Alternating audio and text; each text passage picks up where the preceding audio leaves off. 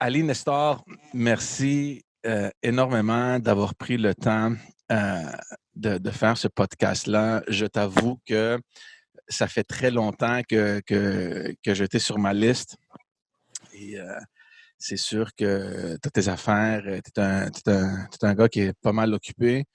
Mais honnêtement, je suis très excité parce que quand j'ai créé ce podcast-là, dans le fond, l'idée, c'était d'amener en avant-scène toutes les personnes qui, comme moi, pour une très longue période, travaillent ou qui travaillaient en arrière-scène. Donc, tu sais, les gens ne les connaissent pas nécessairement, ils ne sont pas connus, mais à travers leur travail, ils contribuent à la société de façon vraiment exceptionnelle. Donc, c'est pour ça que je t'avais sur ma liste depuis très longtemps. Puis l'autre jour, je t'ai envoyé un message. J'avais même oublié. Là, je me coudonc, c'est qui était dans ma liste. Là, donc, je suis allé revoir. Puis là, je dis, ah oui, à l'instant, on va le relancer. Puis je ne m'attendais pas que tu répliques si rapidement que ça. Donc, merci beaucoup. Ben, c'est un plaisir. Je suis très content de participer. Juste un peu de contexte pour les gens, parce que moi je te connaissais pas. Tu sais, ça faisait comme des années que je travaillais en politique, puis tu sais, on prenait pas trop l'habitude de voir ce qui se faisait dans d'autres comtés ou d'autres quartiers, parce que tu sais, c'est comme une petite mafia là. Tu sais, nous on a notre petite, on a notre petite comté, puis mais moi j'ai appris de toi peut-être en ah non, 2011, 2000, aux alentours de là, 2010-2011, ton ami Nelson Ossé, il m'a appelé. Tu le connais, c'est le directeur des loisirs du parc dans ParkX. Puis il est venu me voir au bureau un jour, puis il m'a dit, Garde, George, j'ai un grand projet que je veux réaliser. C'est sûr qu'on ne pourrait pas le faire sans l'aide du gouvernement. J'ai dit, OK, déjà là, tu sais, le cœur commence à palpiter. Je me dis, combien d'argent est-ce qu'on va devoir aller chercher? Puis, il m'a expliqué qu'il voulait mettre sur pied un programme de boxe pour les jeunes de Parc Extension, pour les aider à éviter, par exemple, euh, euh, de rentrer dans la rue, là, Ouais. l'environnement des drogues, des gangs, le décrochage, toutes ces affaires-là. Puis il dit à travers la boxe, ça serait intéressant. J'ai dit, yeah, OK. Je connaissais pas trop ça. Puis il m'a dit, il y a un programme qui existe déjà à Saint-Michel. Puis c'est Ali Nestor, c'est un champion de boxe, etc. Puis ça fonctionne. Puis il faut le faire dans ParkX. Donc c'est à partir de là que j'ai commencé à suivre un petit peu ce qui se passait dans Saint-Michel. Puis, c'est ça, je pense que dernièrement, je ne sais pas, ça fait longtemps que je l'ai vu, mais je pense que le programme a été mis sur pied, puis je ne sais pas exactement comment ça avance, mais c'est, euh, c'est magnifique, c'est des programmes. Puis, tu sais, pour les gens qui ne connaissent pas, ils connaissent pas trop la réalité de c'est quoi que ça veut dire vivre, par exemple, comme moi dans Parc-Ex ou toi dans Saint-Michel, Montréal-Nord, la réalité. Puis surtout dans les années que toi, tu es venu ici, hein, 80, 90, même un petit peu avant, c'est des environnements très durs, là, tu sais. Ouais. Donc, toi, euh, tu sais, donc là, juste pour mettre tout le monde dans le contexte, tu es un expert dans les arts martiaux, tu as une école, un centre où tu enseignes la boxe puis les autres arts martiaux. Mais plus important encore, comme on vient de dire, le but, c'est d'offrir à tous ces jeunes-là un endroit où ils peuvent éviter un parcours qui les amènerait à faire des affaires qu'ils ne devraient pas faire. S'attacher à la rue, faire partie de gangs, vendre des drogues. On te considère comme un mentor indispensable dans Saint-Michel. Puis, c'est sûr que ça, c'est la création de tout ça, c'est pas un fruit du hasard. Il y a une histoire incroyable qui se retrouve derrière toute cette institution importante que tu as créée. Puis tu décris tout ça dans un livre que tu viens tout juste de publier, qui s'appelle Moi, Ali Nestor, Petit prince de la rue. Oui. Euh, Premièrement, je dois dire, là, c'est un livre. Là, je l'ai ici, là, on va le Ah, plugger ici. Je l'ai cool. lu, ça m'a pris même pas une journée, là, you know? OK. It's a fascinating book. Puis, je te félicite, évidemment. Ça se lit très facilement. Je ne sais pas si c'est moi, mais j'ai eu l'impression de lire comme un journal personnel. Oui, c'est vrai que ça ressemble pas mal à ça. C'est pas mal, beaucoup plus un journal personnel qu'une biographie, effectivement. Puis, tu sais, tu joues beaucoup avec le temps, tu t'expliques chaque histoire, tu remontes un peu dans le passé, tu expliques la situation dans laquelle l'histoire prend lieu. Des fois, tu retournes dans le futur, qu'est-ce qui est arrivé. Tu joues un peu avec le temps. Honnêtement, je l'ai trouvé fascinant, ce livre-là. Je le lisais, puis je ne pouvais pas arrêter, puis je voulais tellement en prendre plus sur toi et sur tous les personnages dans ton ouvrage. Euh, c'est quoi pourquoi écrire ce livre? Pourquoi tu as pensé que c'est nécessaire de partager cette histoire-là? Ben, au tout départ, quand j'ai débuté ce livre, c'était pas supposé être un livre qui serait nécessairement adressé à tout le public. Donc, c'est un livre que je voulais à la base qui va servir dans le milieu jeunesse, donc tous les gens qui travaillent, tous les professionnels qui travaillent dans le milieu de la jeunesse. Donc, et bien sûr, aux jeunes. Donc, c'était dans le but justement d'amener les gens qui travaillent dans ce milieu-là à bien comprendre le pourquoi qu'un jeune peut finir dans ce milieu, pourquoi qu'un jeune peut finir dans la rue, pourquoi qu'un jeune peut par pur hasard finir par avoir une influence envers la rue, vouloir beaucoup plus se retrouver dans la rue que chez lui.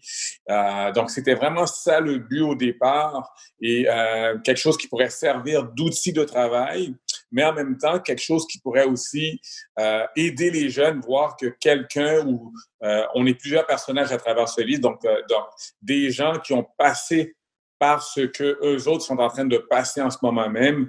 Donc, parfois, les jeunes, justement, ils ont besoin les jeunes se sentent souvent seuls, se sentent à part des autres, mais de voir que des gens ont passé par le même chemin qu'eux, ça peut leur donner, ça peut leur donner de l'espoir. Ben oui, Donc, for sure. au tout départ, c'était vraiment ça. Puis de fil en aiguille, plus j'écrivais et plus je voyais que ce livre pouvait vraiment finir par s'adresser à monsieur et madame tout le monde parce que ben, dans la vie, tout le monde a des épreuves, tout le monde doit cheminer d'une façon ou d'une autre. Donc, j'ai fini par écrire le livre d'une certaine façon que ça peut vraiment servir d'outil à tout le monde, peu importe son milieu, qu'il soit en difficulté ou pas. Moi, je vais dire quelque chose parce que j'ai travaillé beaucoup avec plusieurs organismes qui travaillent avec des jeunes. Puis, c'est incroyable le travail qu'ils font, de un. Mais de deux, c'est sûr que moi, je ne te connaissais pas, tu n'étais pas dans notre comté, mais je me demandais toujours, regarde, c'est bien qu'ils viennent dans le quartier pour s'établir, pour aider les jeunes, tu sais, c'est super. Mais est-ce qu'ils connaissent vraiment la réalité? Est-ce qu'ils connaissent vraiment ce qui se passe? Est-ce qu'ils connaissent vraiment ce dont ces jeunes-là, à quoi ils sont assujettis? Est-ce qu'il y a ces connaissances-là plus profondes? Puis en lisant ton livre, c'est ça que j'ai trouvé fascinant parce que tu es quelqu'un qui a traversé un parcours qui est fou, là.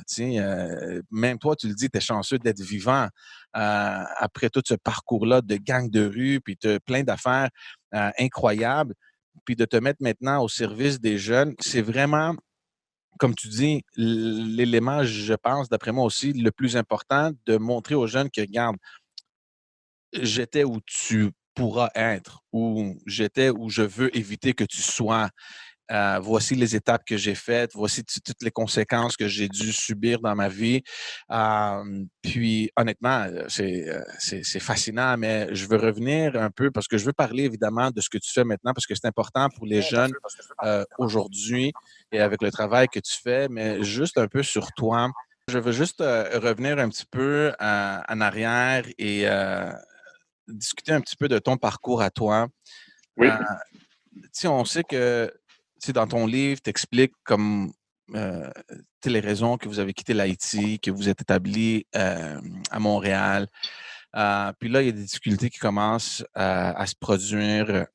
Puis on va parler un petit peu de la relation avec ton père aussi, mais c'était quoi cet élément déclencheur qui te fait sentir que tu as quelque chose à prouver? Et à qui est-ce que tu veux le prouver ou à te prouver? Ben, c'est une bonne question. C'est que, donc, je suis très jeune, j'ai commencé à ressentir, donc j'explique un peu dans le livre, le sentiment de différence. donc à différents niveaux. Donc, d'être un peu différente en rapport aux autres jeunes. Ton entourage te fait comprendre que que tu es différent. Tu ne réagis pas nécessairement comme la majorité des autres enfants et tout. Et en tant qu'enfant, c'est pas quelque chose qu'on a envie d'entendre. Même si on t'aurait dit que ah ben tu es spécial, tu ne le vois pas de la même façon parce que tu veux être pris pour un enfant à part des autres. Donc ça peut être ça a été un point de départ. Et puis bon, bien sûr, de fil en aiguille, à travers autre chose. Bon, je parle un peu de la relation aussi avec mon père qui a été très difficile. Donc surtout ce qui était difficile, bon, oui, il était extrêmement sévère, mais non seulement il y avait ça, il y avait aussi son absence et l'absence aussi d'affection et d'amour. Donc, ça aussi un autre élément déclencheur qui t'amène à vouloir te chercher, te retrouver dans la rue, donc aller chercher ce qui est un manque chez toi.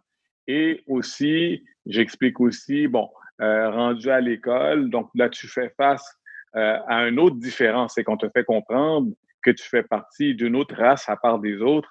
Donc là, tu fais face à ce qu'on appelle le racisme et non seulement tu fais face au racisme, après ça, tu as le système derrière ça aussi qui approuve ça parce que, bon, j'ai fréquenté les écoles comme tout enfant, mais il y a un système derrière tout ça et donc le système scolaire à l'époque, justement, donc c'était quelque chose qui était tout à fait normal pour un jeune de vivre cette discrimination, de vivre ce racisme qui était de grande envergure, qui l'est encore aujourd'hui, mais plus camouflé.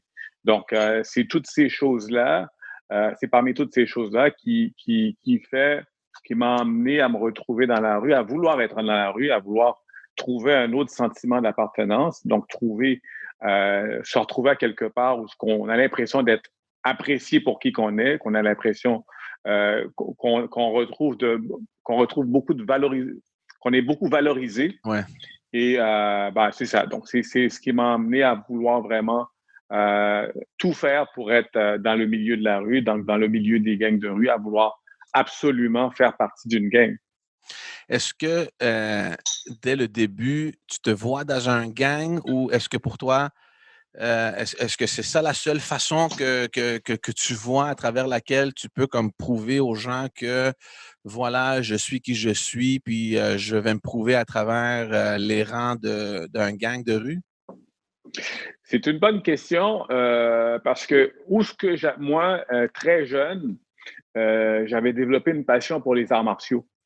Donc, très jeune, ce que je fais aujourd'hui, là, je me voyais enseigner les arts martiaux, je me voyais devenir un maître dans les arts martiaux et transmettre.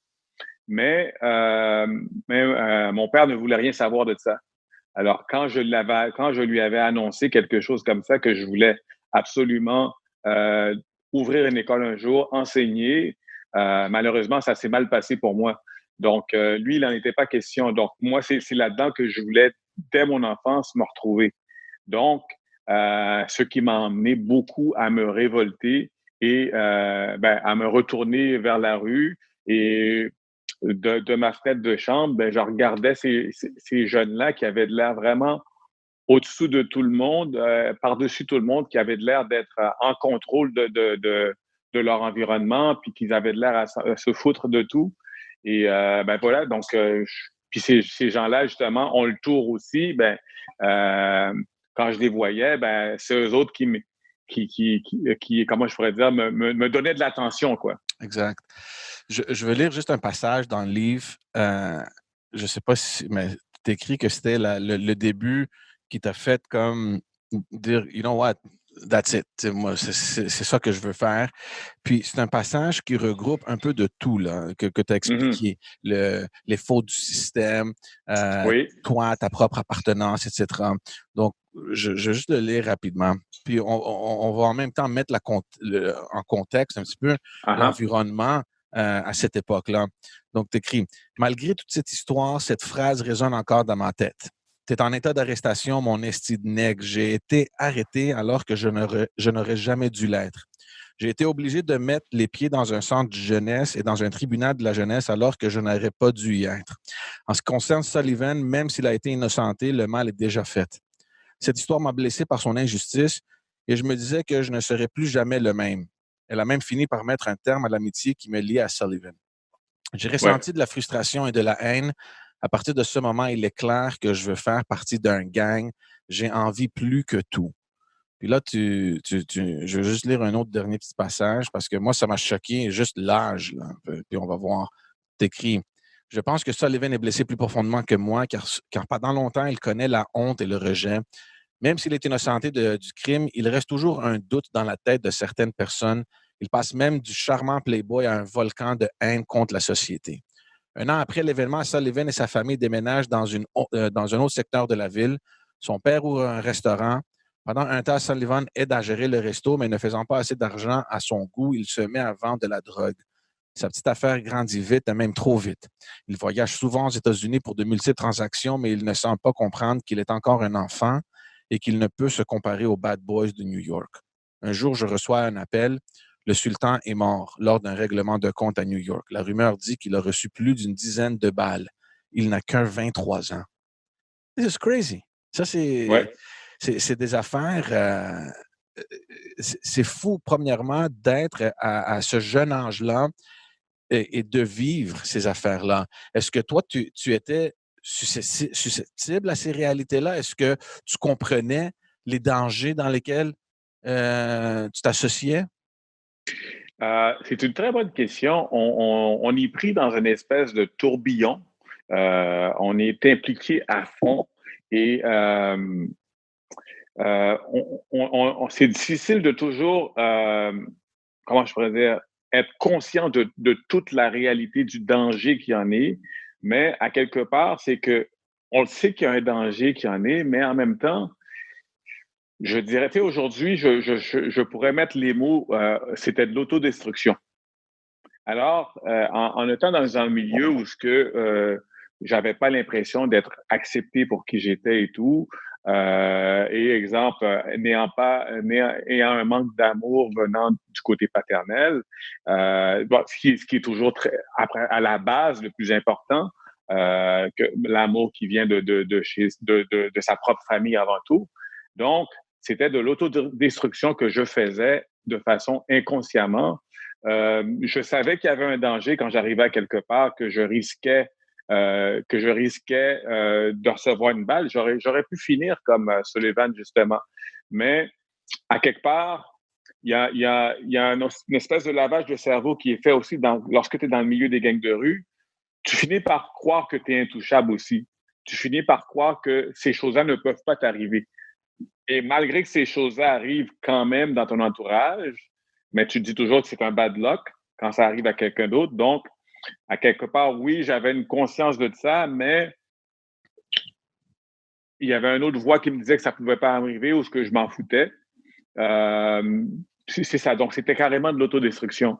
Parce que c'est ça, tu sais, tu lis le livre, puis dans le livre, tu décris vraiment des actes que soit tu as planifiés ou auxquels tu as participé, qui sont non seulement sérieux comme actes criminels, mais qui sont très, très, très dangereux. Là, tu sais. Puis, tu sais, je lisais ça, je lisais ton livre, puis je me demandais, what the hell, man, il n'y a pas comme une petite voix là qui sort pour te dire, yo, dude, calm down, qu'est-ce que tu es en train de faire?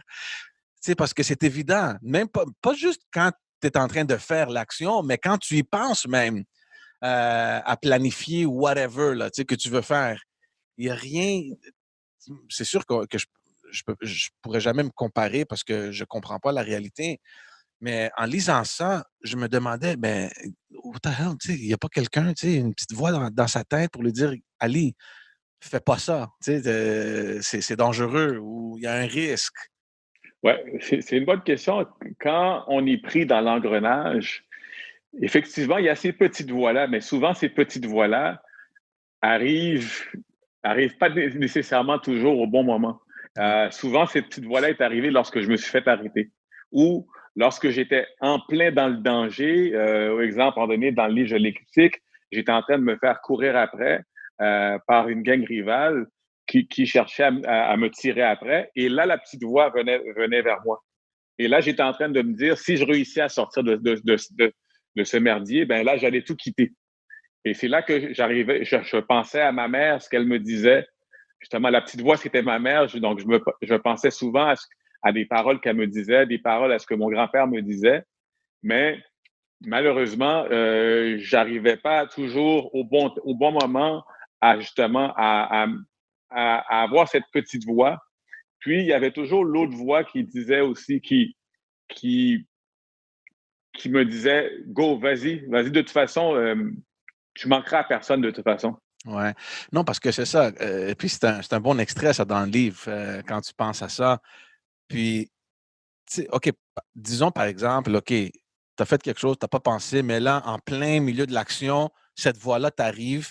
Comment se fait-il qu'une fois que cet événement-là est terminé, que tu ne reviens pas à cette voix pour dire oh, OK, j'ai failli perdre ma vie, that's it, it's done, it's over, je suis fini. Au lieu de te rendre dans cet esprit-là, tu dis OK, ben gars, je suis vivant, tant mieux, good, let's go, on continue. C'est bon ce que tu dis justement parce que la prise de conscience, ça prenait la prise de conscience. Donc, ça, c'était pas ma prise de conscience parce que j'ai vécu plusieurs dangers comme ça. Et par la suite, lorsque je retournais voir mes amis, ben, ils m'acclamaient encore plus fort. Donc, j'avais encore plus de respect envers eux. C'est comme si que j'avais upgrade à leurs yeux. Donc là, pourtant, pendant le danger, j'avais dit que j'allais finir tout ça, j'allais arrêter.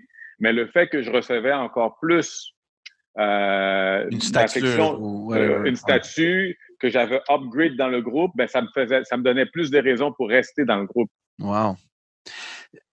Dans ton livre aussi, tu parles de ton grand frère. Puis c'est sûr qu'il y a toute une histoire là, Ouais. séparée de ton frère, mais lui aussi, il est déjà membre d'un gang avant que tu rentres au secondaire et avant cette étape-là où tu réalises certaines choses, puis ça clique pour que tu te dises, yeah, je me dirige moi aussi vers un gang.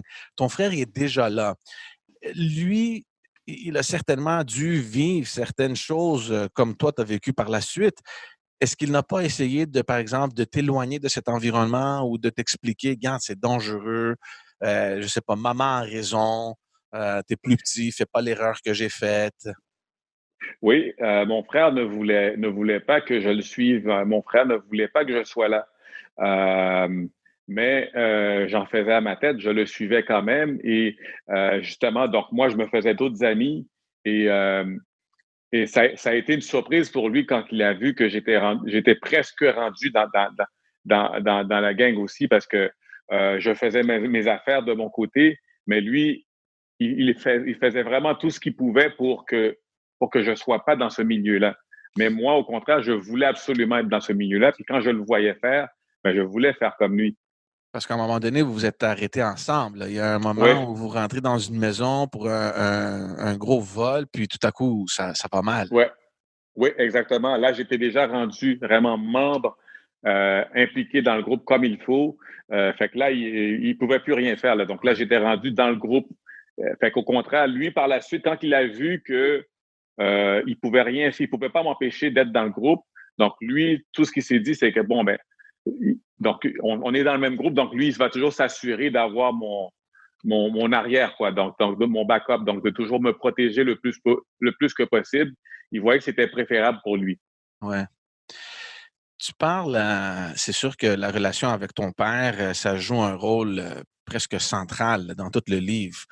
Pratiquement tout ce que tu décris dans le livre, on peut voir que dans le fond existe cette relation-là avec ton père. Euh,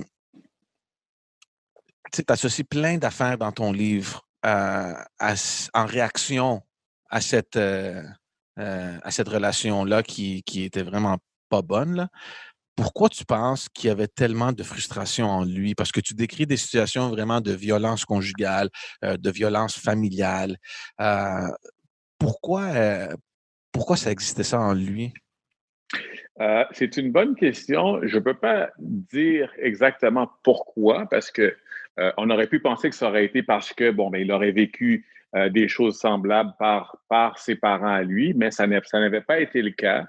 Euh, j'ai l'impression la seule chose que je voyais peut-être de logique, bon, c'est quelqu'un qui avait une bonne statue lorsqu'il vivait en Haïti et tout.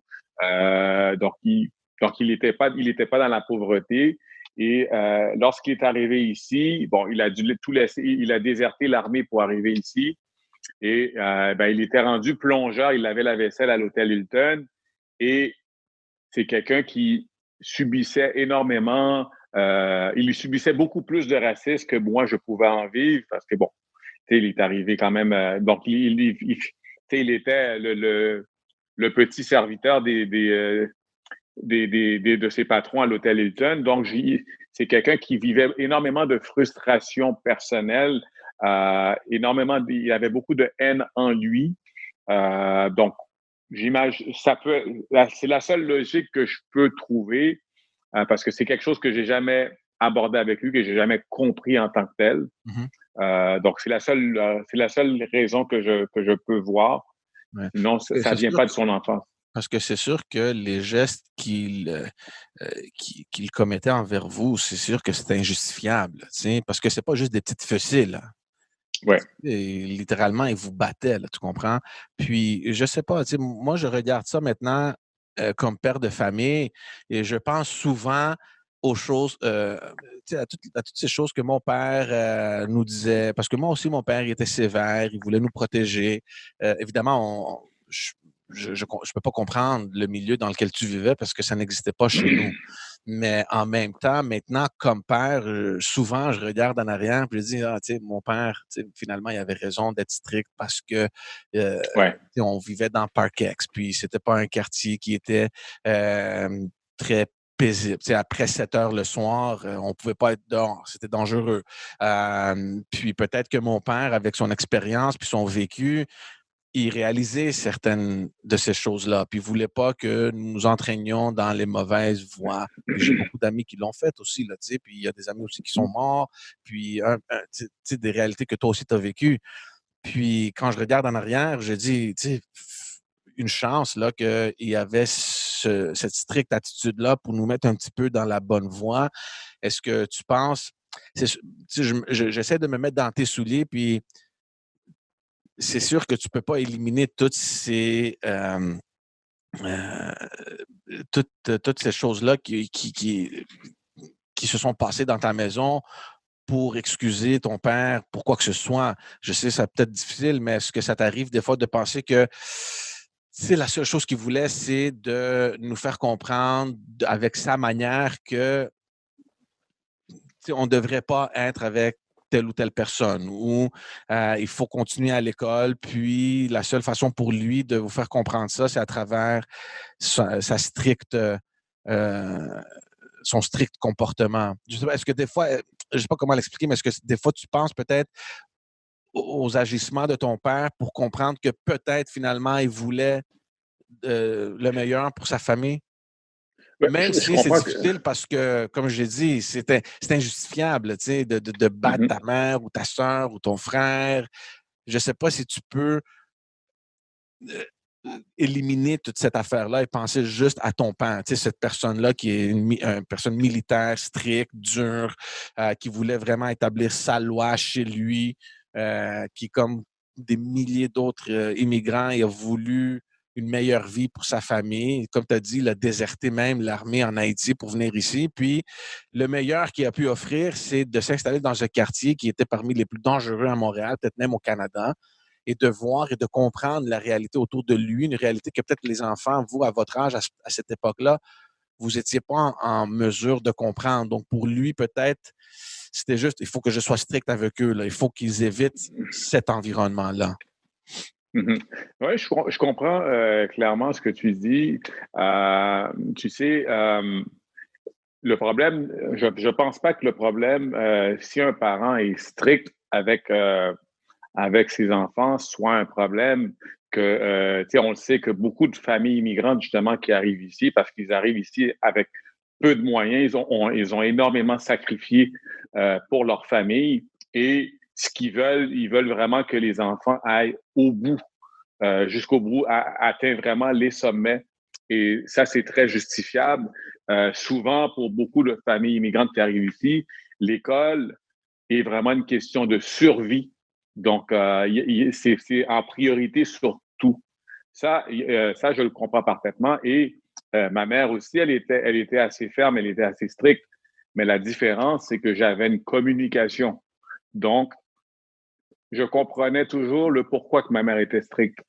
Parce que elle me parlait et donc je recevais une affection en arrière de ça.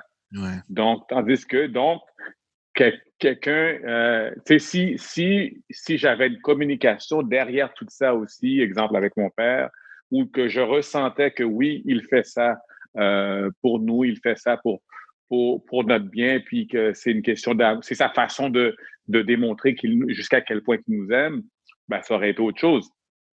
Donc, C'est fou quand tu parles ça parce que pour nous maintenant, ça paraît quelque chose d'élémentaire. C'est quelque chose de très simple.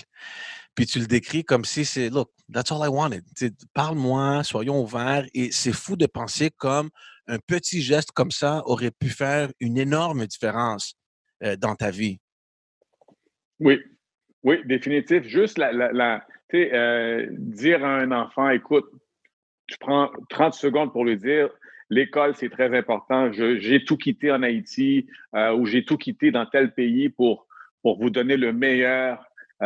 Déjà, ça fait comprendre, même si le mot je t'aime ne vient pas avec, mais juste le fait de comprendre que ton père, ta mère te dit, écoute mon fils, écoute ma fille, j'ai tout quitté en arrière pour vous donner le meilleur que je pouvais vous donner. J'ai tout sacrifié pour vous. J'ai tout abandonné pour vous. Ça change la donne. Ça change parce que l'enfant comprend que, OK, ben, ses parents ont vraiment tout abandonné pour lui. Donc c'est un signe d'affection, c'est un signe d'amour. Mais quand il n'y a pas de communication, l'enfant même, il va finir par comprendre que il ne fait qu'aller à l'école pour ses parents, pour sauver ses parents et non pour lui. Donc, l'enfant va se faire d'autres scénarios dans sa tête Ouais, ouais, qui n'est ouais. pas la sienne. Ah non, ça donne tout un autre aspect dans sa motivation aussi. S'il comprend sa raison d'être, là, tiens, pourquoi est-ce qu'il est là, qu'est-ce qu'il doit accomplir, comme tu as dit, ben oui, ça change tout. Est-ce que maintenant, avec tout ce que tu fais, ça t'arrive à parler aux parents? Aux parents avec qui je travaille? Ouais, avec des enfants? Oui, oui, définitif. Donc, tu vois, lorsque le travail qu'on fait avec les enfants, on demande toujours aux parents justement que ce soit un travail d'équipe. Donc, on travaille de notre côté, les parents travaillent de leur côté et on travaille ensemble et tout passe toujours par la communication. Donc de façon à ce que les enfants, justement, puissent bien comprendre le pourquoi que les parents agissent de telle façon et que les parents aussi comprennent Ouais. pourquoi que les enfants agissent de telle façon. Parce que en même temps, euh, bon, tu es parent aussi.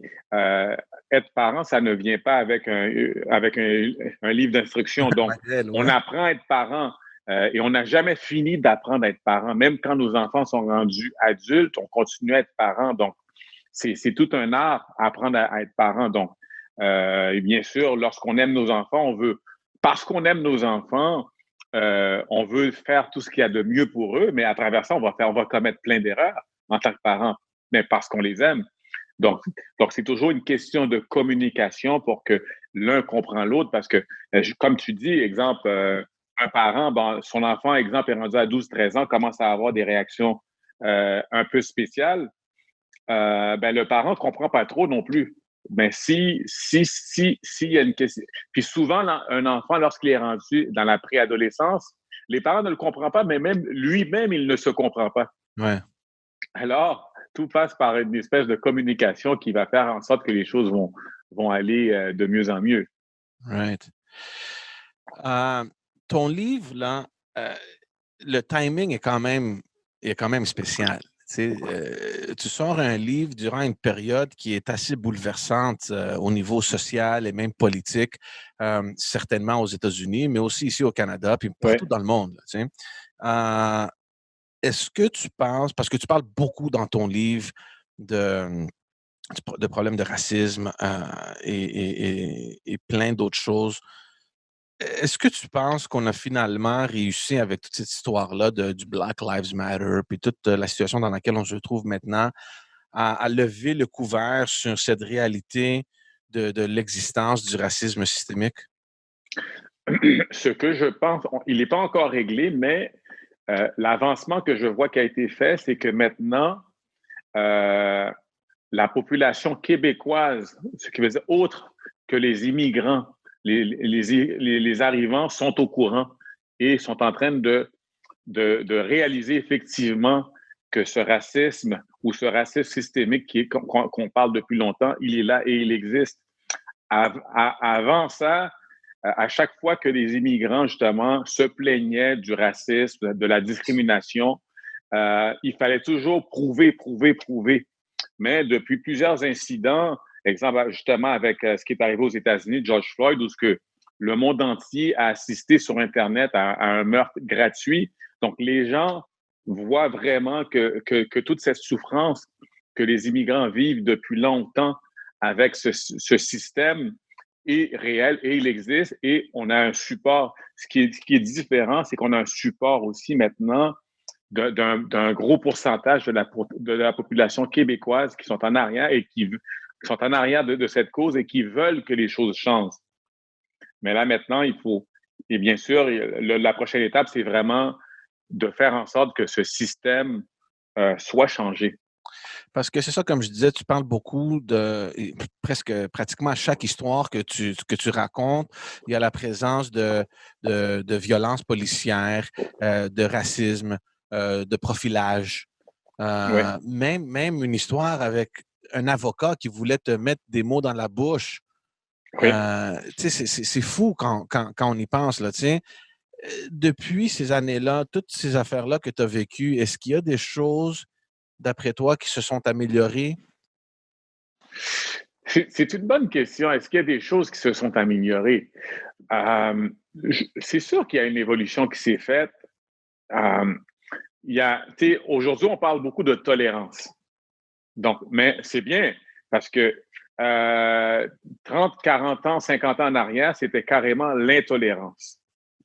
Aujourd'hui, on voit la tolérance et on va voir aussi plusieurs instances gouvernementaux, plusieurs peut-être chefs d'État qui vont parler, bon, ben on est un peuple tolérant. Mais moi, la tolérance, ça ne me suffit pas. Ça veut dire que je te tolère. Je ne t'accepte pas, mais je te tolère.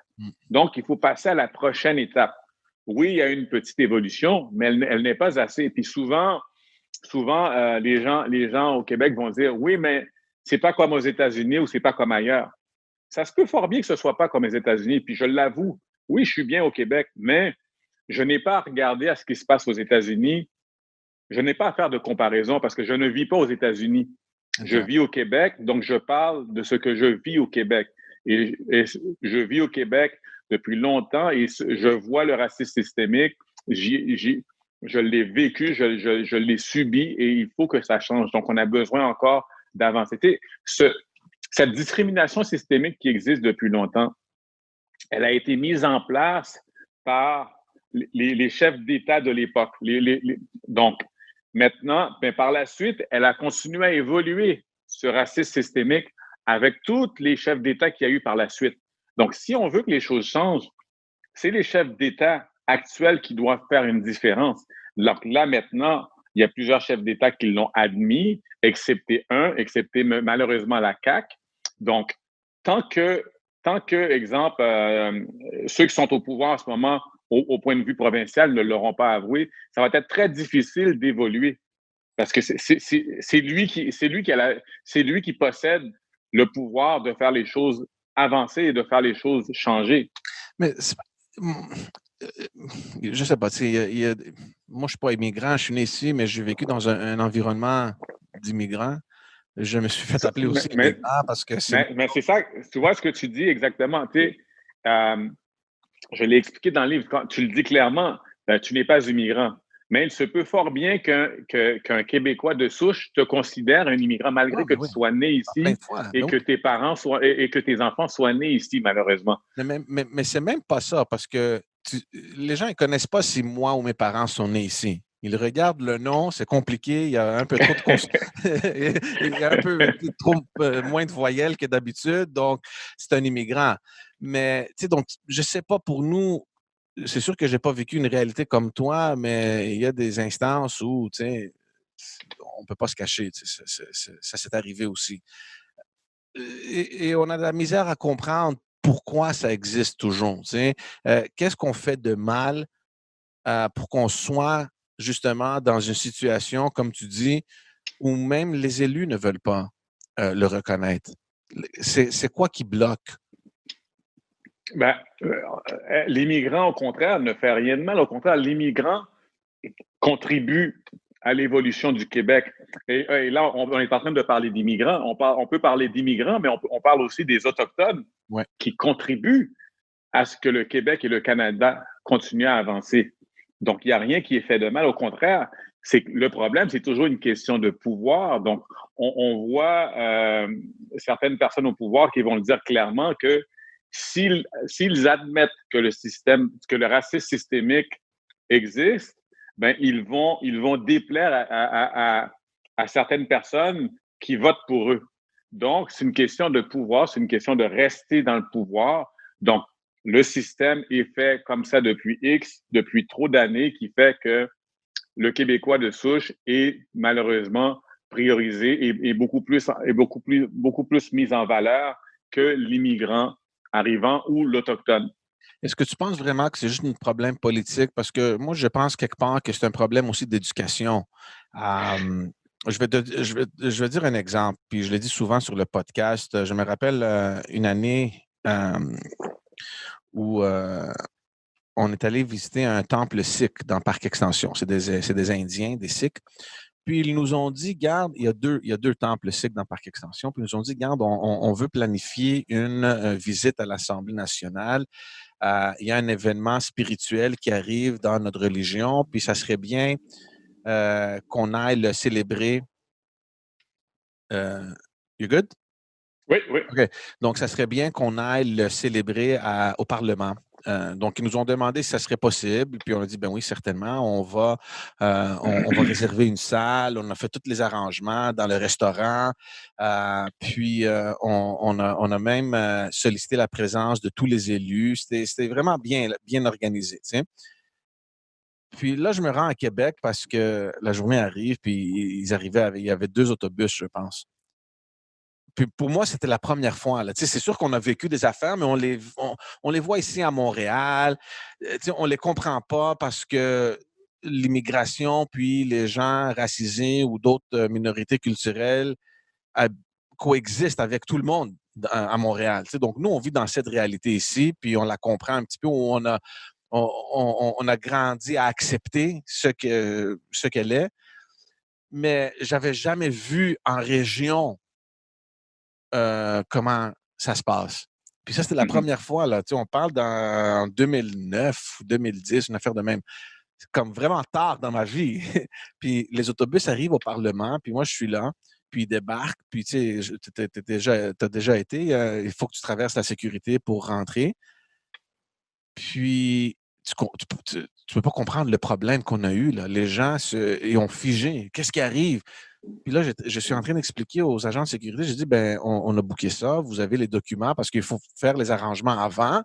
Il dit, mais oui, mais vous avez écrit, c'est un groupe de Sikhs. I'm like, oui. Est-ce que vous connaissez, c'est quoi un Sikh?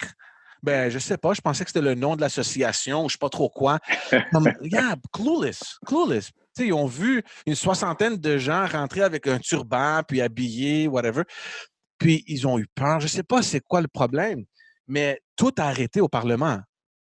Allez, les agents de sécurité sont venus à l'entrée. C'était comme. Puis je me demandais si j'étais pas là, s'ils étaient venus comme par eux-mêmes, si c'était quelqu'un de leur groupe qui avait organisé, ils ne seraient jamais rentrés. Ils ne seraient jamais rentrés au Parlement. Puis à cause que c'était moi, j'étais un staffer politique, puis j'étais, gars, je les connais, c'est un groupe, c'est quoi le problème? Tu sais, il y a eu une petite affaire à l'entrée. Puis finalement, en tout cas, ils sont rentrés, on a fait tout ce qu'on avait à faire. Puis à un moment donné, ils passent devant, quand tu rentres au Parlement, le hall d'entrée, c'est réservé pour les médias, ils font les conférences de presse puis tout. Donc, il y a tous les journalistes qui sont qui sont réunis là-bas. Puis je te dis, allez, on passe à travers là-bas pour aller aux parlementaires en arrière, aux salles qu'on avait réservées. Toutes les caméras se tournent, tous les journalistes se taisent. C'était comme un film, t'appuyais sur pause. Il était comme figé, en train de regarder 60 Indiens marcher à travers le Parlement. Puis ça m'a beaucoup impacté, ça. It was crazy. Je ne pouvais pas comprendre. Puis, je sais pas, c'est clair qu'il y a une affaire d'éducation là-bas. Parce que, tu sais, en grande partie, les immigrants, ils habitent soit Montréal, Laval, Rive-Sud, peut-être un petit peu à Québec, pas trop. Donc, il y a vraiment comme 2 ou 3 villes où ils sont rassemblés. Mais si tu dépasses ces zones-là, il n'y a personne qui connaît c'est quoi un musulman. Ils ne savent pas c'est quoi la différence d'un sikh. You know what I mean? C'est fou la différence de la réalité qu'on connaît ici et à l'extérieur en région. Oui, c'est vrai. Tu as raison. Tu sais, il y a toujours deux choses. Il y a ce qu'on appelle le racisme au niveau individu et il y a le racisme systémique qui est deux choses. Lorsqu'on parle du racisme au niveau de l'individu, effectivement, il y a une éducation à faire, une éducation collective à faire. Ça, c'est très vrai. Il faut la faire. Surtout, exemple, les gens qui habitent en région ne sont pas trop habitués avec tout ce qui est au niveau culturel. Surtout, plus les personnes ont la peau foncée, ben plus ou exemple les Sikhs. Donc, plus il y a une certaine crainte et souvent, justement, le manque d'éducation, le manque de connaissances peut amener les gens à avoir peur. Donc, effectivement, tu as parfaitement raison là-dessus. L'éducation va de pair avec l'éducation, donc d'apprendre, de faire en sorte que les gens apprennent qui sont ces immigrants-là, d'où est-ce qu'ils viennent, qui finissent par comprendre qu'à la base, on est tous des humains, mais on vient d'endroits différents. Ça, je suis parfaitement d'accord avec toi. Mais le racisme systémique est complètement autre chose parce qu'il y a des gens, c'est un système, parce qu'il y a des gens qui ne sont pas racistes, mais sauf qu'ils agissent d'une certaine façon inconsciente, vont malheureusement prioriser l'accès aux Québécois de souche à la place de l'immigrant, mais s'ils le font inconsciemment, les policiers, exemple, lorsqu'on parle d'institution, l'institution de la police, comment ça se fait qu'ils sont beaucoup plus portés à arrêter quelqu'un qui a la peau foncée sur la route? Ce que j'ai déjà expliqué, exemple, moi, je rentre dans un concessionnaire pour m'acheter une voiture. Je dois faire attention, je dois penser à quel genre d'auto que je vais m'acheter, parce que si j'achète une auto trop voyante, trop récente, je le sais que je vais me faire arrêter plus souvent que la normale. Donc, je suis obligé de penser à ça. Et effectivement, lorsque je conduis, ben, je suis toujours, dès que je vois un policier, tu sais, 1 à 2 fois par mois, j'ai un policier qui me suit en arrière pour me vérifier. Donc, ça, c'est des choses qui ne sont pas normales. Et le policier qui me suit, il n'est probablement pas raciste, mais il fait partie d'un système où c'est comme ça qu'on l'a formé. Ouais. Donc, la formation à la base qu'il a reçue à Nicolet ou peu importe, dans toute son académie de police, ben c'est ce qu'on l'a appris, lui, parce qu'il fait partie d'un système. Donc, lui, il n'est pas raciste probablement, mais il ne fait que continuer à faire rouler ce système. Et ça, c'est quelque chose qu'il faut changer.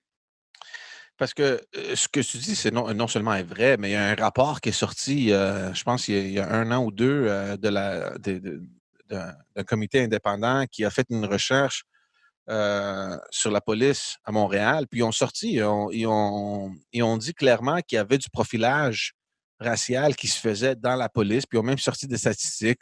Je ne me rappelle pas les chiffres, mais c'est sûr que les personnes noires et autochtones se faisaient, ou sud-asiatiques, les Maghrébins, c'est ça, puis sud-asiatiques se faisaient arrêter beaucoup plus souvent que d'autres. Puis moi, ce que j'ai trouvé étonnant, c'est que la mairesse de Montréal, elle est sortie juste cette année avec toute la vague du Black Lives Matter. C'est là qu'elle a trouvé l'importance de dire « Ah oui, je vais dénoncer, puis je vais l'accepter ». Puis ça m'a fait, ça m'a pas choqué, mais ça m'a, tu sais, j'ai eu un point d'interrogation parce que tes propres forces policières, ils ont sorti il y a 1 an et demi de ça, ce rapport-là. Comment ça se fait que tu n'as rien fait? Comment ça se fait qu'il n'y a pas eu une réaction plus tôt? Puis là, tout à coup, parce que c'est le trend, puis tout le monde, they're on board the train, puis tu sais, le train, il fonce, tout à coup, les élus commencent à sortir. Tu Oui, comprends? Puis je te le dis parce que moi, la politique, c'est quelque chose que moi, j'ai vécu. Tu comprends? Puis c'est sûr que les élus, une chose qu'on peut s'entendre, c'est qu'ils ne sont pas des experts. Tu comprends? oui.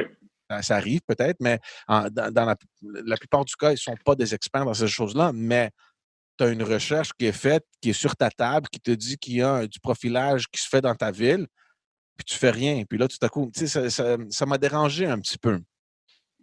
Oui, je suis d'accord avec toi. Ça t'a dérangé, mais ça m'a beaucoup dérangé Ouais, aussi de voir imagine-toi. ça, justement. Parce que Moi, là, ça m'a comme tu dérangé, as dit, excuse-moi, ça m'a dérangé du niveau politique et c'est sûr qu'il y a l'aspect social quand on parle de racisme systémique, mais moi, ça m'a dérangé plus au niveau politique où, regarde, tu as les documents, c'est quoi que tu caches là? C'est quoi le problème? C'est parce que là, c'est populaire que tu le fais? C'est comme une malhonnêteté, je pense, je sais pas.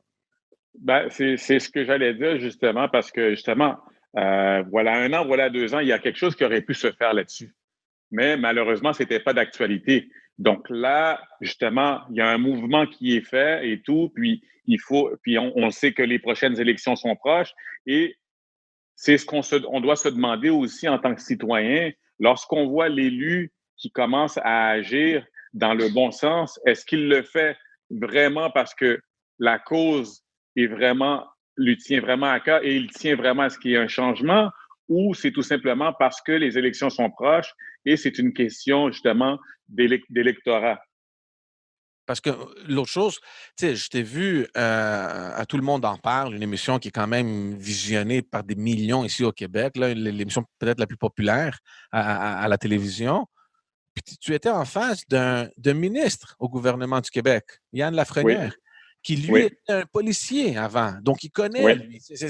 C'est pas inconnu, là. Lui, il connaît l'environnement dans lequel il s'est trouvé plusieurs oui. fois, là, tu comprends? Puis là, il est ministre dans un gouvernement puis, je ne sais pas s'il doit adopter des lignes de parti ou whatever, mais tu sais, de te regarder pour te dire, ouais, je te comprends, je te comprends.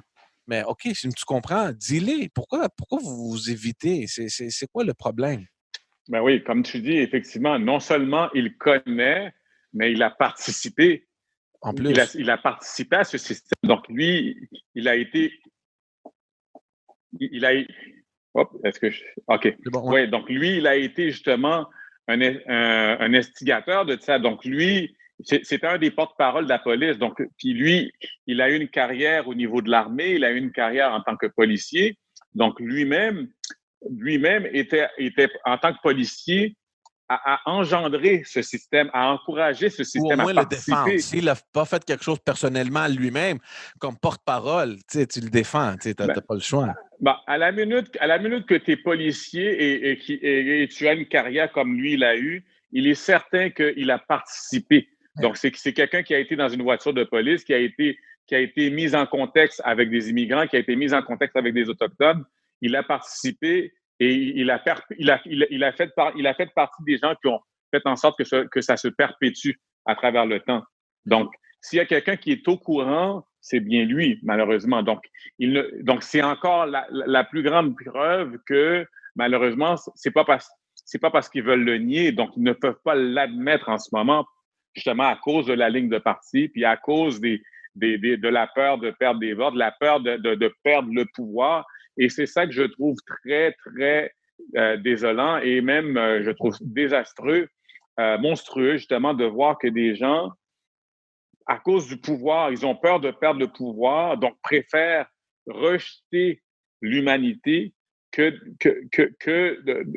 d'avoir le risque de perdre le pouvoir, quoi. Est-ce que tu as essayé ou quelqu'un dans les groupes communautaires dans lesquels tu fais partie, est-ce qu'il y a un contact qui s'est fait avec, parce qu'il faut le dire aux gens qui nous écoutent, il y a 2 ministres noir au gouvernement Oui, maintenant. C'est pas un ministre, mais yeah, no, he is. C'est oui, oui, oui, un oui, ministre, les deux un sont ministre ministres, adjoint. oui.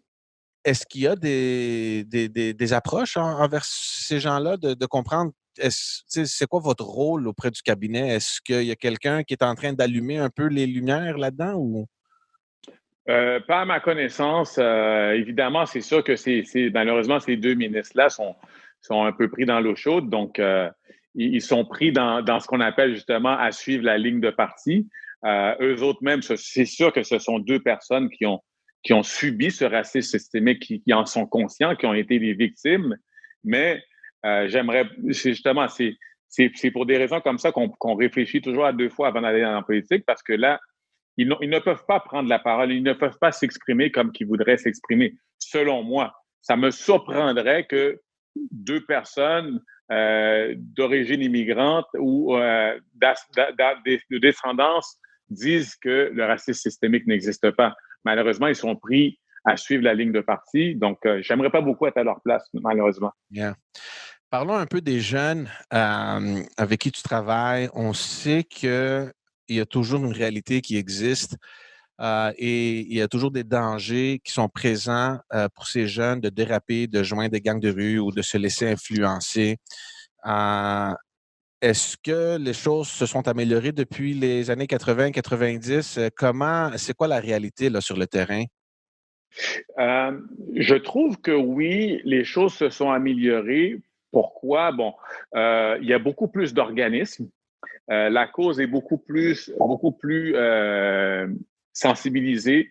Dans Parkex, il y a des organismes qui sont mis sur pied pour venir en aide aux jeunes. Dans Saint-Michel, Montréal-Nord. Donc, c'est toujours un travail qui est appelé toujours à s'améliorer. Les organismes ont peu de moyens, malheureusement, pour avancer dans cette cause-là, mais il y a quand même un avancement qui s'est fait. Si je regarde dans mon milieu, par extension, Villeray, Saint-Michel, il y a une amélioration quand même qui s'est faite. Pas assez, mais oui, pour répondre à la question, je trouve que contrairement aux années 80, où ce que moi, lorsque j'étais jeune, tout ce qui était organisme pour venir en aide aux jeunes, il n'y en avait pas beaucoup. Il y en avait vraiment peu, puis ou du moins les gens ne savaient pas où cogner pour avoir de l'aide, comparativement aujourd'hui. Puis en plus aussi, c'est une question culturelle, hein. Comme tu as expliqué dans ton livre aussi, Oui, il y a des affaires oui, qui se passent à la maison qu'on ne veut pas sortir à l'extérieur. oui, tu as parfaitement raison. Et aussi, effectivement, instinctivement, plusieurs familles immigrantes, ben, la culture, c'est que les difficultés familiaux vont se régler dans la famille, avec les proches. Donc, d'aller chercher de l'aide à l'extérieur chez les inconnus, c'est pas quelque chose qui se faisait trop. Donc, Mais même aujourd'hui, je pense que même, ouais. oui, même aujourd'hui, je suis d'accord avec toi, mais le fait qu'aujourd'hui, justement, qu'il y a plusieurs organismes qui sont ouverts, puis que dans ces organismes-là, ben, donc, il y a plusieurs intervenants, plusieurs formateurs qui sont d'origine immigrante aussi. Donc, exemple, lorsqu'on va, ben, il y a plusieurs organismes, la Maison d'Haïti, exemple, mon organisme, d'autres organismes en Parc Extension, où ce que les gens ont beaucoup plus le sentiment d'appartenance, sont beaucoup plus facilement, ils peuvent aller cogner aux portes pour chercher de l'aide. Ouais, mais ils sont aussi, il y a aussi un encadrement qui est fait aux écoles, par exemple. Donc, tu sais, on va aller chercher les jeunes dans leurs environnements aussi, là. Ce que je trouve, c'est bien fait, là. C'est sûr qu'il y a une amélioration qui est toujours nécessaire. Mais pourquoi, tu sais, les gangs existent toujours, là. Tu sais, on ne va pas se cacher, là. Pourquoi les jeunes, ils prennent ce chemin, d'après toi? Ben, tu sais, pourquoi, comme, tu sais, j'en parle un peu dans le livre, c'est que tu sais, surtout à l'adolescence, les jeunes se cherchent. Les jeunes ont besoin ne se comprennent pas. Rendu à l'âge de 12, 13, 14 ans, le jeune se cherche, a besoin de s'identifier, a besoin comment je pourrais dire, de trouver des modèles et tout. Puis souvent, ces modèles-là, ben, il va les retrouver dans ces rues-là ou dans d'autres cas, le jeune, il y a un manque. il y a un manque qu'il n'a pas dans son environnement et il va aller le retrouver dans la rue. Tu sais. Parce que nous, quand on grandissait, euh, on voyait la présence, puis on connaissait un petit peu le background familial. Puis dans notre tête, c'est sûr qu'on ne connaissait pas grand-chose, on était des jeunes adolescents, mais on pouvait comme faire un petit trait pour dire, ah, ben oui, lui, son père, ou lui, sa mère, ouf, lui, sa sœur. On connaissait un petit peu le background familial.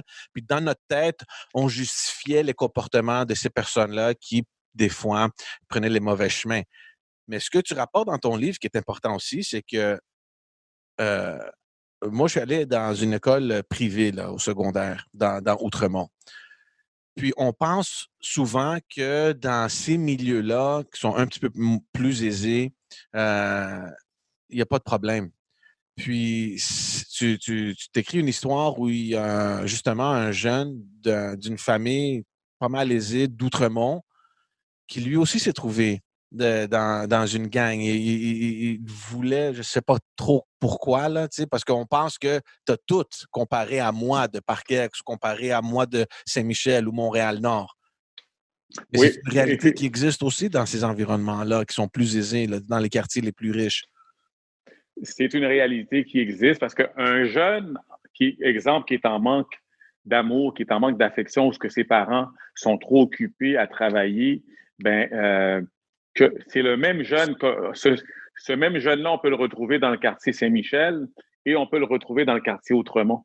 Donc tout simplement, l'exemple que je peux donner, on se rappelle, il y avait eu le fils d'Alexandre Taillefer qui est décédé, voilà, plusieurs années et il s'est suicidé. Donc, c'était un jeune qui avait ses propres difficultés. Pourtant, il ne vient pas de la rue, il vient carrément d'un autre milieu où on pourrait penser qu'il a tout ce qu'il veut. Donc, un jeune qui est en manque de quelque chose en particulier, il peut venir de n'importe où. Donc, c'est là que souvent les gens vont se tromper, vont penser qu'un jeune qui est en difficulté, il vient nécessairement du quartier Hochelaga-Maisonneuve ou de Montréal-Nord ou de Parkex, qu'il vient d'une famille qui est complètement déchirée ou qui vient d'une famille monoparentale. Donc, c'est complètement faux. Donc, malheureusement, un jeune en difficulté, on ne peut pas l'associer à un niveau en tant que tel. Il n'a pas vraiment c'est pas parce qu'un jeune en difficulté ne vient pas nécessairement d'Espagne ou d'Haïti ou de Grèce ou peu importe. Un jeune en difficulté, c'est un jeune en difficulté. Donc, il peut venir de n'importe où. Et c'est ce que j'ai démontré justement dans le livre. J'ai côtoyé des jeunes qui, comme moi, mais venaient de différents milieux. Effectivement, c'est sûr que on ne se trompera pas. Un jeune moins un jeune a les moyens, plus il est susceptible de se retrouver dans la rue. Si un jeune est dans une pauvreté, les deux parents ne sont pas là, effectivement, il y a un gros pourcentage que ce jeune-là se retrouve là. Mais ce n'est pas nécessairement le cas pour tout le monde. Est-ce que tu penses que le système, à un moment donné, il a abandonné les jeunes et leurs familles? Est-ce qu'il y a plus qui peut être fait? Parce que même aujourd'hui, on voit des exemples de fugues dans les centres jeunesse. Ils sont débordés de travail ou ils n'ont pas assez de ressources. On voit tellement d'exemples maintenant de mauvaise gestion de la DPJ où, un mois maintenant, il y a 2 enfants qui ont été tués et la DPJ semblait avoir déjà des indices.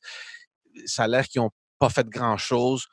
C'est où le problème dans le système qu'on évite à aller chercher ces jeunes-là ou même leurs parents avant que des troubles arrivent?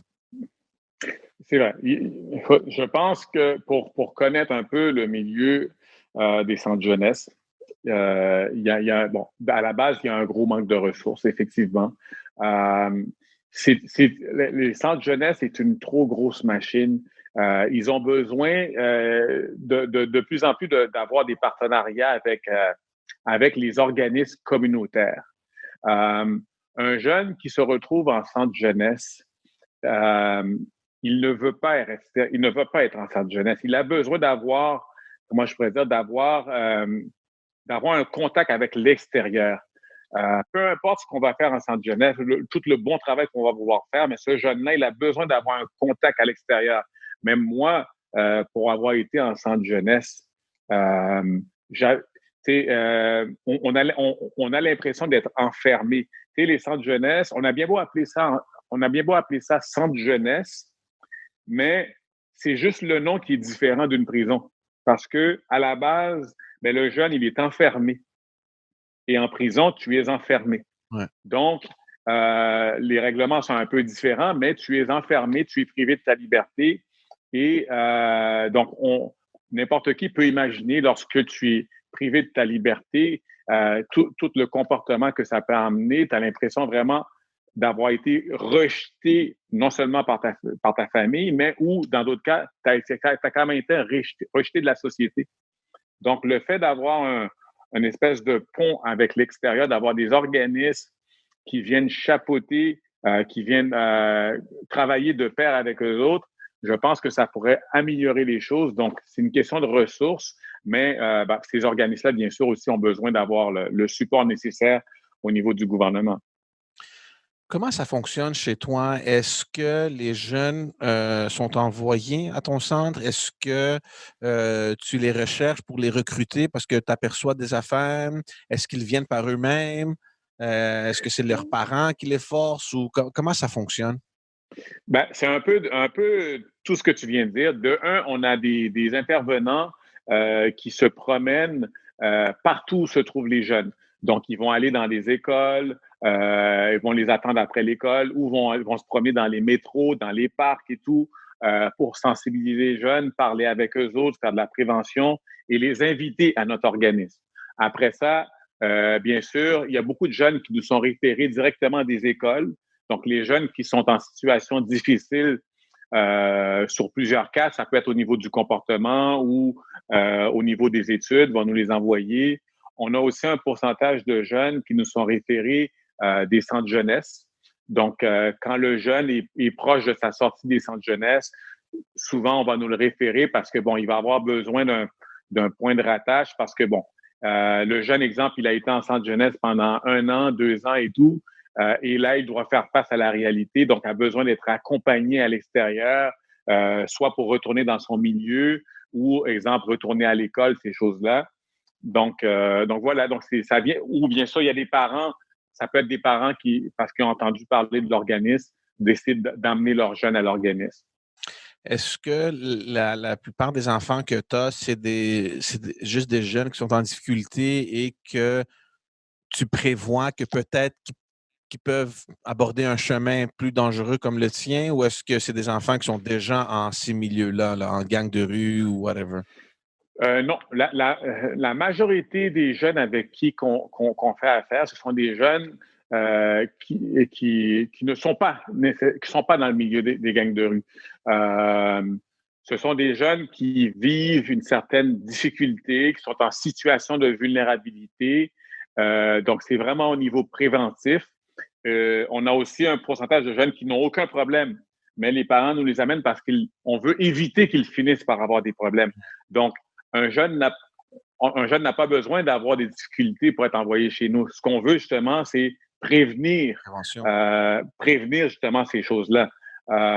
Donc oui, on a des jeunes qu'on reçoit que eux autres, ils étaient dans ce milieu-là et maintenant veulent vraiment quitter ce milieu-là. Donc ceux-là vont venir nous voir pour qu'on puisse les aider à cheminer à quitter ce milieu. Est-ce que c'est facile de quitter ce milieu? Toi, tu l'as fait, là, tu sais c'est quoi, mais en général, une fois que tu es impliqué, c'est quoi la réalité? Est-ce que tu penses que la plupart d'eux autres veulent sortir ou ils aiment trop ce qu'ils font, ou ils sont dans leur petit monde à eux autres? Tu sais, comment, dans la tête des jeunes dans des gangs de rue, là, qu'est-ce qui se trouve dans leur tête, là? Est-ce qu'ils veulent partir ou est-ce que c'est facile? Comment ça fonctionne? Bon, à la minute qu'un jeune, c'est sûr qu'un jeune, après avoir fait plusieurs choses, plusieurs délits, il y en a qui, effectivement, qui veulent s'en sortir. Mais ils savent pas trop comment s'en sortir. C'est pas facile et c'est toujours aussi tout dépend de jusqu'à quel point que tu as été impliqué dans ce milieu-là. C'est sûr que plus tu es impliqué, plus c'est difficile de s'en sortir. Moi, j'ai connu des gens de lorsque j'avais 16-17 ans qui auraient voulu s'en sortir aussi comme moi, mais qui ne faisaient pas nécessairement tout ce qu'il fallait. Puis encore aujourd'hui, à 40-50 ans, ils sont encore impliqués dans ces choses-là, malheureusement. Donc, lorsqu'on veut s'en sortir, il faut avoir du support le plus possible, bien sûr. C'est une démarche qui se fait, c'est un cheminement qui se fait, mais ça prend du temps. Tu sais, il y a des gens que j'ai connus aussi qui ont fait les démarches pour s'en sortir, mais malheureusement, ils sont revenus dans le milieu. Puis, ce qui arrive souvent aussi, c'est, exemple, j'en parle un peu dans mon livre, c'est que plusieurs fois, tu peux avoir dit à ton entourage que tu veux quitter, mais à chaque fois, tu y retournes. Fait que ce qui arrive à un moment donné, c'est que ton entourage ne te fait plus confiance non plus. Parfois, il y en a beaucoup qui se retrouvent toutes seules, donc ça devient pas évident. Dans le livre, j'en parle un petit peu. À un moment donné, j'avais commencé à faire un cheminement pour m'en sortir et tout, mais à un moment donné, j'ai fait une gaffe et je me suis retrouvé encore devant les tribunaux. Puis là, je regardais tout l'entourage des centres de jeunesse qu'eux autres disaient qu'ils savaient que j'allais retourner. Ouais. Puis là, j'étais pris dans une espèce de réflexion. J'avais le goût, effectivement, de tout laisser tomber, puis de lâcher, puis de retourner dedans. Mais j'étais tellement concentré, justement, à toutes les promesses que je m'étais faites, puis les promesses que j'avais faites à ma mère, que j'ai tout fait ce qu'il fallait pour sortir de ce milieu. Donc, tout dépend de chaque... Tu sais, moi, dans mon cas, il a fallu vraiment que je m'éloigne complètement, que j'évite d'avoir contact avec mon ancien milieu, que je change ma façon de m'habiller, que je change il faut changer sa façon de penser parce que, n'oubliez pas, pendant X nombre d'années, tu as pensé d'une façon, tu réfléchissais d'une façon, donc qui était hors norme de la société. Donc là, c'est de revenir justement à ce qui est considéré normal. Donc, ça prend un certain cheminement qui n'est pas évident, effectivement. C'est quoi les résultats du programme sur la vie de ces jeunes-là? Est-ce que il y a quelque chose chez vous que vous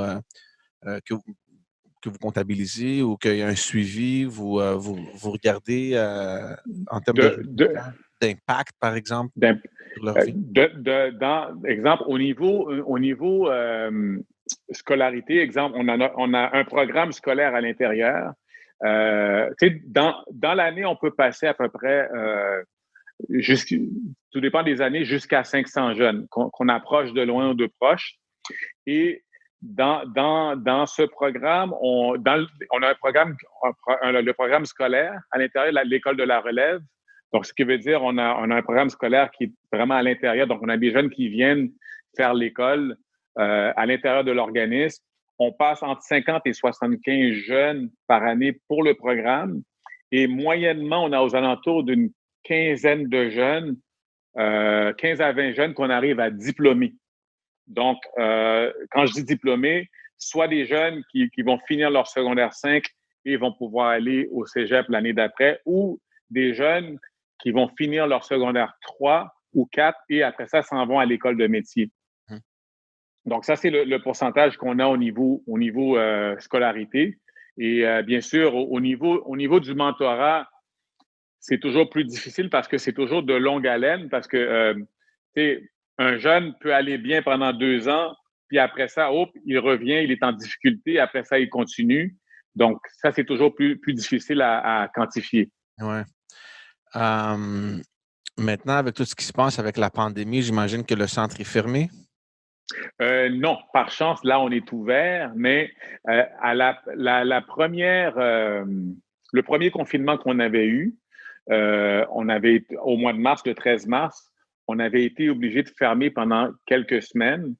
Et ça avait été très, très dur, très difficile pour nous, précisément, surtout pour des jeunes, parce que là, on avait coupé contact avec eux pendant plusieurs semaines et on avait plusieurs jeunes dans ceux-là qui étaient fragiles, des jeunes qui souffraient, exemple, de maladies mentales, qui avaient des troubles mentaux, ceux-là, donc, qui faisaient, exemple, de la bipolarité, des choses comme ça. Donc, On a des jeunes vraiment qui sont tombés très bas, donc ils ont recommencé à consommer durement, qui se sont retrouvés dans la rue à faire des mauvais coups.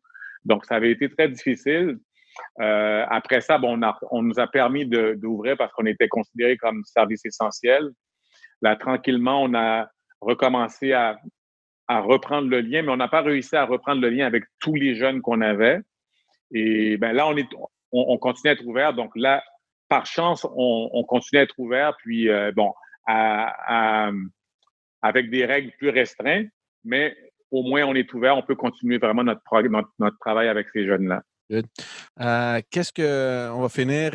C'est sûr qu'à chaque année, tu organises ton événement, les 12 rounds de l'espoir. Cette année, j'imagine que ça va passer le tour. Oui, l'événement devait avoir lieu au mois de juin passé. Ça n'a pas eu lieu. Après ça, on devait le faire au mois de septembre. On avait repoussé. On pensait qu'on allait pouvoir retourner à la normale. Malheureusement, non. Là, on l'a reporté au mois de mai l'année prochaine, mai 2021. Mais encore là, ça reste à voir. Ça reste à voir. Pour les gens qui écoutent ou qui regardent, ça, c'est le gros événement de financement de ton centre, n'est-ce pas? Oui, exactement. C'est l'événement qu'on fait une fois par année. La dernière année, on l'a fait au Métropolis, donc 12 rounds d'espoir pour les Princes. Alors, ce que je fais dans cet événement-là, je monte sur le ring avec 12 personnalités de différents, que ce soit au niveau politique, que ce soit artistique, qui viennent faire un round de boxe avec moi, un round bien sûr amical, dans le but d'amasser des fonds. C'est ça qui doit peut-être changer. Invite Yann Lafrenière. Oui, ce serait avec plaisir. Puis de ne pas être trop amical non plus, là. Non. Mais non, c'est ça. Regarde, je sais que tu es un gars très occupé. Je vais te laisser aller. Mais merci, honnêtement, franchement, d'avoir pris le temps. Je pense que ton histoire est très importante. C'est une histoire qui doit circuler partout, puis même dans les écoles. Là. Moi, je trouve que ce livre-là est essentiel. Comme tu as dit, c'est pas juste pour les jeunes, mais aussi pour les parents de lire ce livre-là. Je ne sais pas comment tu peux travailler avec les écoles pour mettre ce livre-là dans ces écoles-là. C'est essentiel. Puis surtout avec les événements que nous vivons, les jeunes sont beaucoup plus fragiles avec tous les réseaux sociaux, puis tout ce qui se passe. Puis même moi, maintenant, mes enfants sont très jeunes, sont 2 et 6 presque, mais moi, je commence à penser à l'âge de 8, 9, 10, 11 ans, où c'est quoi la réalité? On ne sait pas comment est-ce que les choses vont être dans quelques années, puis qu'est-ce qu'on peut faire comme parents pour s'assurer que ils ne prennent pas le mauvais chemin. Puis, je pense franchement que ce livre-là, c'est un eye-opener, comme on dit. Puis, je te félicite évidemment d'avoir fait ça. Puis, bonne chance pour tout. Puis, j'ai l'impression qu'on va se parler encore bientôt. Hey, merci beaucoup. J'ai vraiment beaucoup aimé. Merci. On se parle bientôt. Merci à toi. OK, à bientôt. Bye.